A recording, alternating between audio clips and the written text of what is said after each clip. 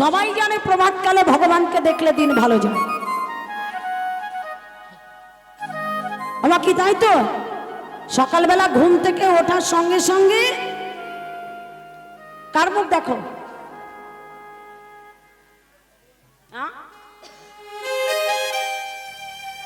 রাধারানীর মুখ। রাধারানীর ছবি রেখে দিয়েছো ঘরে? বাহ। সকালবেলা ঘুম থেকে উঠে আগে স্বামীকে প্রণাম করবে, ওইটা হবে না?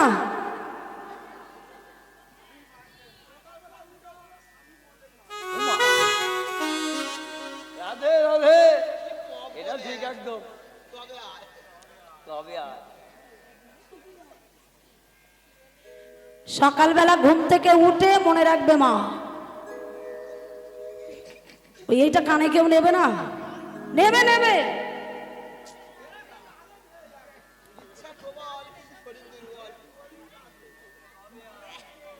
ও মা, স্বামীকে বাবা মাকে ভালো না বাসতে পারলে ভগবানকে কি করে ভালোবাসবে? না তাই বলে এখনকার স্বামীদের কথা বলছি না, স্বামীরা এখন স্বামী না। মহাদেবের মতো মদ গাঁজা খেয়ে বাড়ি এলে কোনো বউ প্রণাম করবে না।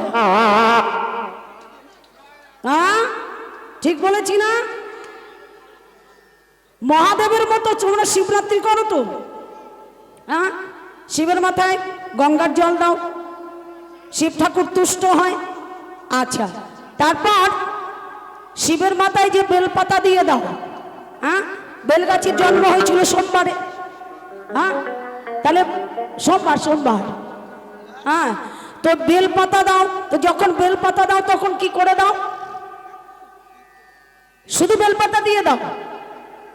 বেলপাতা যখন দেবে শিবের মাথায় একটু চন্দন মাখিয়ে নেবে মা, না নিলে কিন্তু কোনো ফল হলো না। একটু চন্দন মাখিয়ে শিবের মাথায় দেবে। গ্রামের সবাই কি বলে? শিব পুজো করছিস, শিবের মতো বর পাবি, তাই তো? শিবের মতো বর কেন চাই? শিবের মতো বর ভালো না খারাপ? শিবের মতো বর হচ্ছে খারাপ, তাই তো? মানে মদ খায়, গাঁজা খায়,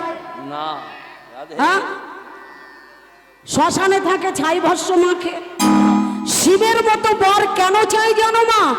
আমরা সেই জায়গাতে যাই না তাই।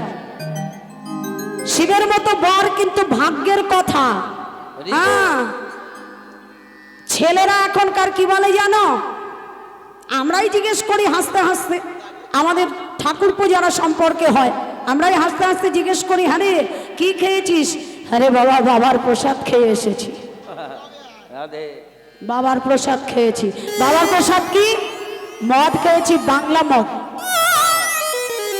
আছে না এরকম নাম? বলে তাই শুনেছি বাবা। আচ্ছা, তাহলে বাবা মদ খেয়েছে, তুই মদ খেয়েছিস। বাবা গাঁজা খেয়েছে, তাই তুই গাঁজা খেয়েছিস।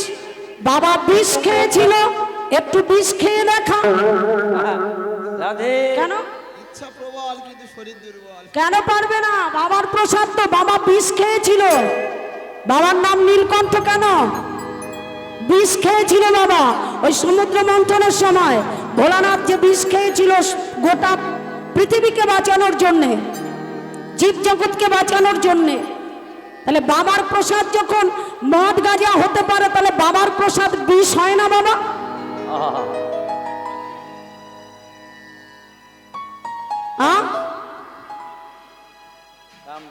হরি বল, হরি বল। তাহলে আমার সেই জায়গায় যেতে হবে। ইঁদুর মানে বিষ? ঠিক বলেছে, ওই যে বলে দিয়েছে, আমার বলা লাগবে না। হরি বল, হরি বল, রাধে রাধে। তো যাই হোক, তাহলে বাবা বুড়ো শিবের মতো বর কেন চায়? বাবার আরেক নাম কি? বাবার আরেক নাম হচ্ছে পঞ্চানন। বাবা কিন্তু পরম বৈষ্ণব, শুধু বৈষ্ণব না বাবা, বিশুদ্ধ বৈষ্ণব। যে কারণে গঙ্গা, মা গঙ্গা কিন্তু বাবার মাথায় এসেছিল, বাবাই সইতে পেরেছিল। কেন পেরেছিল? ভোলানাথ কিন্তু শুধু বৈষ্ণব না, বিশুদ্ধ বৈষ্ণব। আর এই বিশুদ্ধ বৈষ্ণব, তাহলে কি আমরা কার মতো বর চাইছি?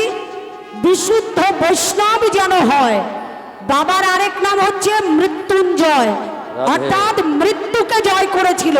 মনে মনে প্রার্থনা থাকবে কি, ভোলানাথের মতো স্বামী যেন পাই, সে যেন মৃত্যুঞ্জয় হয়। হ্যাঁ, পরম বৈষ্ণব যেন হয়, স্বামী যেন বড় ভালো হয়, তাই তো? এটাই হচ্ছে কারণ, আর কিছু নয়।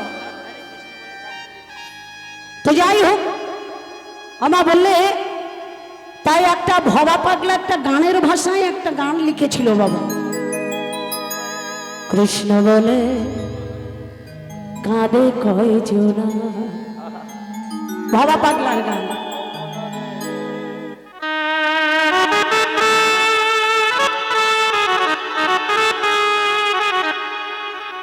বলে কৃষ্ণ বলে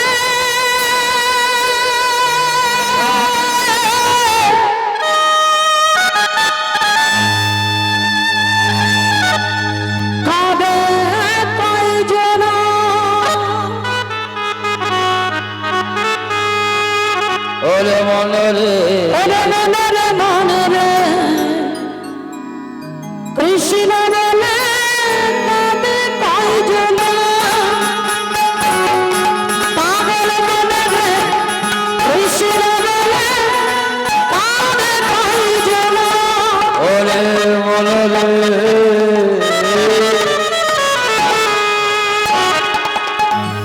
কৃষ্ণ বলে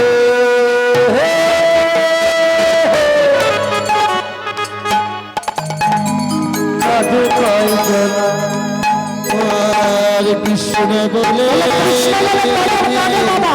বাবা মারা গেলে কাঁদি, মা মারা গেলে কাঁদি, ছেলে মেয়ে মারা গেলে কাঁদি, স্বামী মারা গেলে কাঁদি, স্ত্রী মারা গেলে কাঁদি, কাঁদে কয়জনা।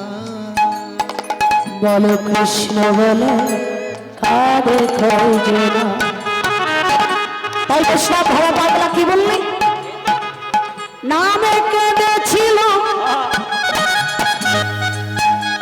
এই নামে নামে কেঁদেছিল রাধা রানী, নামে কেঁদেছিল কেঁদেছিল ওই রাধা রানী, হরি নামে কেঁদেছিল কেঁদেছিল রাধা রানী, আর কাঁদে যমুনা বলো কৃষ্ণ বলে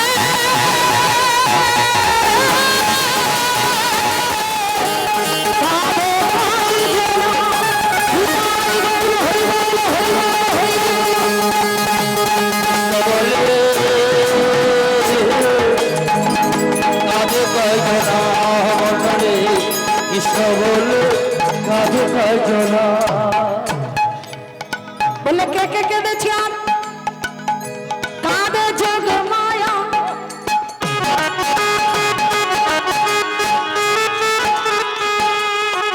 কাঁদে যোগ মায়া। আমার যোগ মায়া মানে মা দুর্গা। হ্যাঁ, যোগ মায়া সেই ত্রেতা যুগ, সেখানেও বাবা ওই যোগ মায়া সীতা হরণের পরে সীতার রূপ নিয়ে, সীতার বেশ নিয়ে এসেছিল শ্রীরামচন্দ্রের কাছে পত্নী হবার কারণে। কাঁদে যোগ মায়া, কাঁদে যোগ মায়া, আরে কাঁদে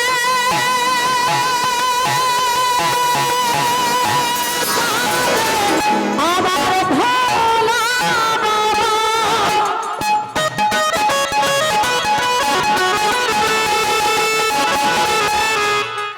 কাঁদে যোগ মায়া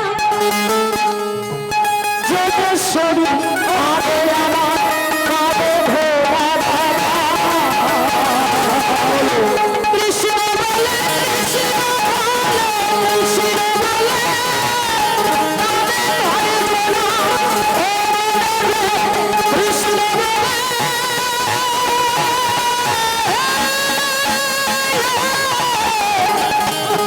কাঁদে কয়জনা।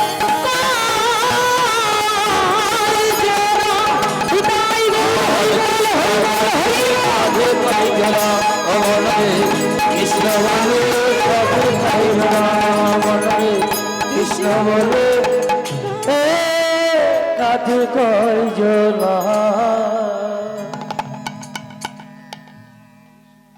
আরে সকালবেলা বধুর বদন দেখেছিস বলে দিনটা ভালো যাবে, কিন্তু বধুর দিকে একবার চেয়ে দেখেছিস? কি দেখবো? হ্যাঁ, ঘোপটা তো দিয়ে আছিস বাবা। আমা আমার আগেকার মায়েদের দেখলেই বোঝা যায়, তাদের ঘোমটা না দিলে লজ্জা করত আগের দিনে, কিন্তু আমাদের এখন ঘোমটা দিতে লজ্জা লাগে। হ্যাঁ, ওই যে বললাম না, এখনকার সময়ে আমরা পোশাক আশাক দেখে কিন্তু ভদ্রলোক বিচার করি। যার পোশাক আশাক ভালো, বেশ সুটকোট পরে আছে, তাকে আমরা ভদ্রলোক বলি। আর যার পোশাক ভালো নাই বাবা, গরিব মানুষ, তাকে ভদ্র সমাজে ডাকবই না।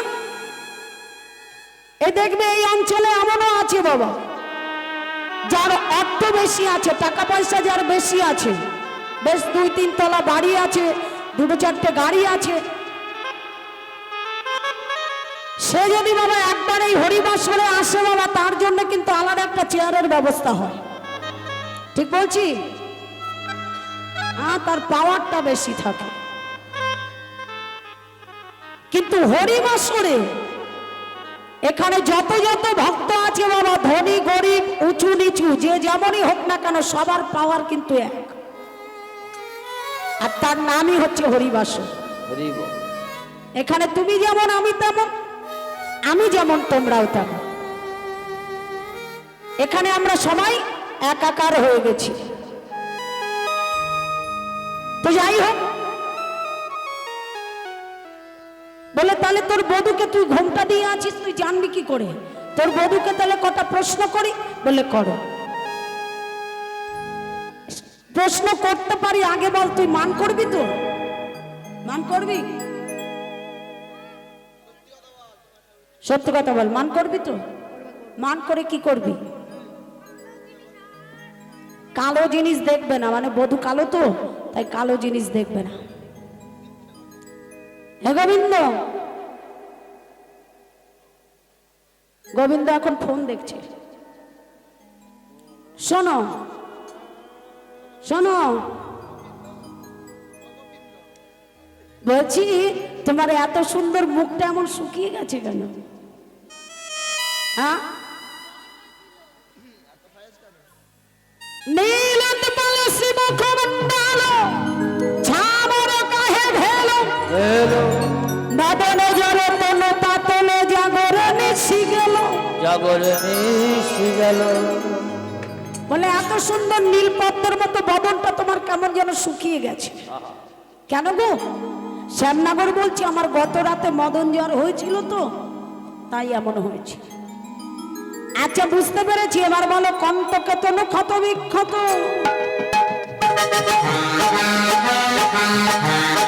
দাঁড়াও, এই যে তোমার সারা গায়ে কাটার দাগ, হ্যাঁ, যেন মনে হচ্ছে কেউ তোমাকে হাঁচড় দিয়েছে। সত্যি কথা বলবে শ্যামচাঁদ, তুমিও ঘোষ আমিও ঘোষ, মিথ্যে কথা বলবে না, মনে থাকবে। হ্যাঁ, বলে নখনির ঘাত ক্ষত রক্ষসী, নখনির এই যে নখনির ঘাত ক্ষত রক্ষসী, বলে দেওয়ালে কোনো নারী। ভগবান কি বললে? কণ্ঠকে কোনো ক্ষত বিক্ষত দেহ ধরায় গরি।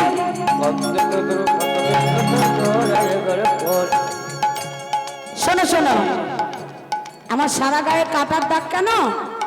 কালকে রাতের বেলা আমি আসার সময় কাটার মধ্যে পড়ে গিয়েছিলাম জানো, জ্বর গায়ে তো, তা আবার পদ্ম কাটায় পড়ে গিয়েছিলাম। ওই যে বাবা পদ্মা ধরে নিয়ে গিয়েছিল, বুঝতে পেরেছি। এবার বলো, নীলাম্বর তো পহিরালি পিতাম্বর কাহা ছড়ি,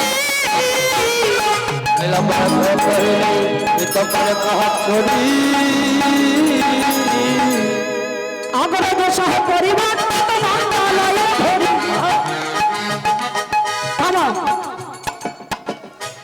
বলছি তুমি নীল বসন পড়েছে, তোমার সেই পিতবাস কোথায়?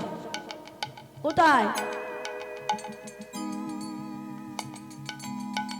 সত্যি কথা বলো, বেরেনে আসছে না? কি বলো?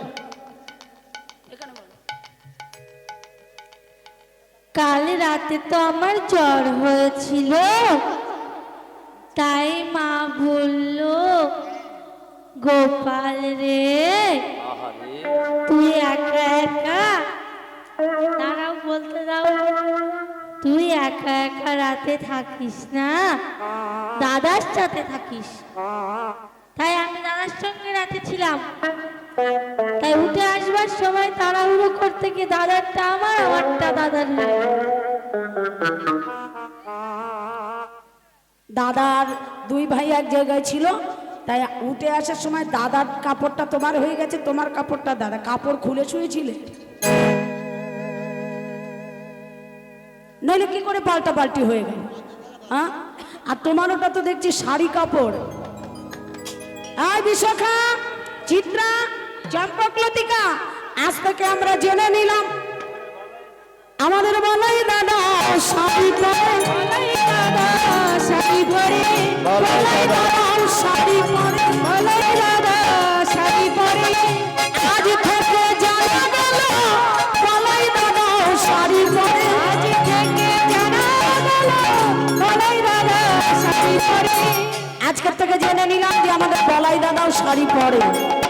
আচ্ছা বেশ, ঠিক আছে।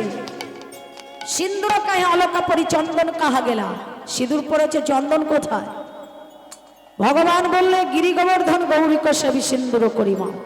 গিরি গোবর্ধন গিয়েছিলাম কালকে, তাই গৌরী মায়ের সিঁদুর আমি আমার কপালে দিয়েছি। ভালো কথা এবার বলো, অঞ্জন কাহে খণ্ডক স্থলে হৃদিকণ্ডন অধরে। কাজল পরে সবাই চোখে, তুমি অধরে পড়েছো। এই যে ঠোঁট বাবা, উপরেরটা ওষ্ঠ, নিচেরটা অধর, এই অধরে পড়েছো। ব্যাপার কি? ভগবান আর উত্তর দিতে পারল না। উত্তর প্রতি উত্তর দিতে পরাজিত শশী শেখর। যখনই উত্তর দিতে পারল না শ্রীমতী রাধারানী এবার নীলে বসনে বদনে ঢেকে বললে, ওরে ললিতায় ওকে চলে যেতে বল। নীল বসনে বদন ঢেকে বসে আছে, ওকে চলে যেতে বল। ওরে বদন আমি আর দেখবো না, বদন আমি আর দেখবো না।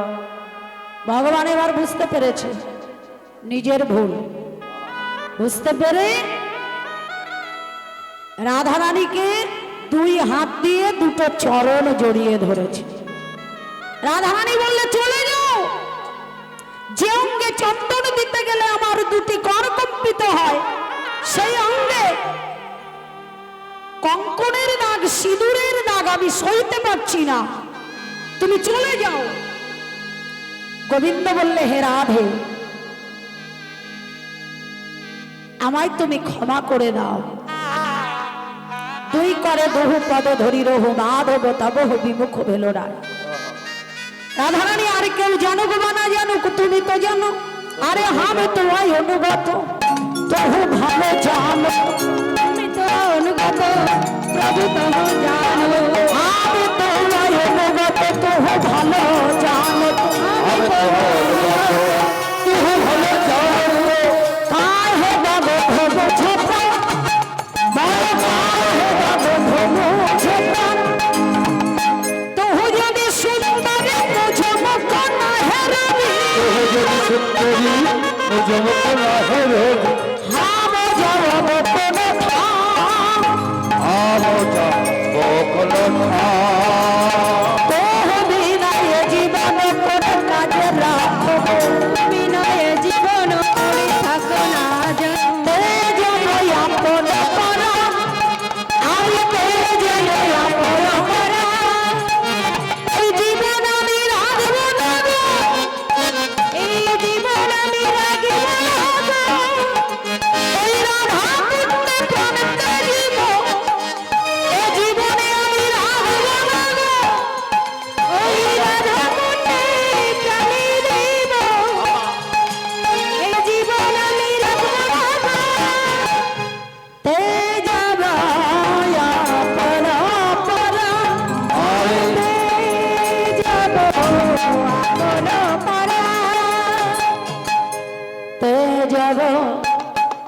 আপন পরা আরে কে যাব আপন বড় এই জীবন আমি রাখবো না, কিন্তু এত সাধলো এত কাঁদলো বাবা, কিছুতেই রাধারানীর মান ভাঙলো না। গোবিন্দ দাস ফেরকার এক পাশে দাঁড়িয়ে বললে, রই রই চলো কান। হে গোবিন্দ, তুমি যে ভুল করেছো, তুমি যতই কাঁদো রাধারানীর মান ভাঙবে না। তুমি যতক্ষণ আছো ততক্ষণ মান ভাঙবে না, তুমি চলে গেলে মান ভেঙে যাবে। বেশ,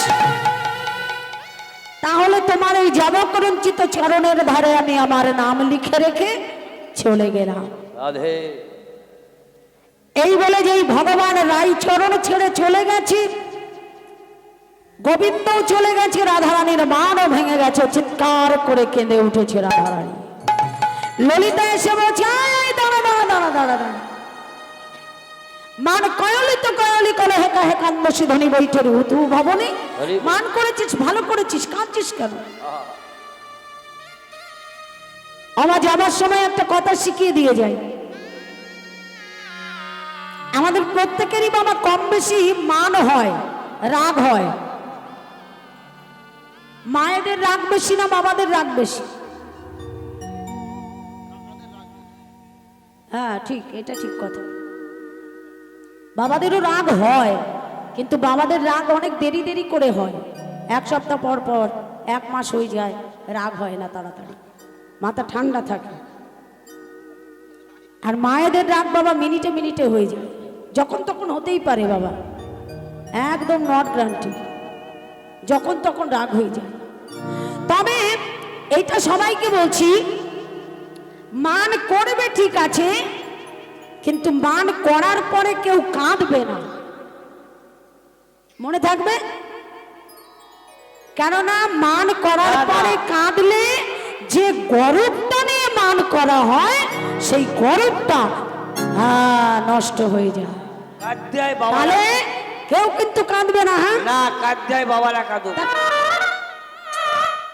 কেন বাবারা কাঁদবে? কেউ কাঁদবে না। কেন? কাঁদলে মানের গৌরব চলে যায়, ও জানো না? তাহলে সারা বছর কাঁদবে না, সারা বছর মান করতে থাকবে সবাই? তা কেন? মান কি সারা বছর থাকে? তাহলে থাকে না।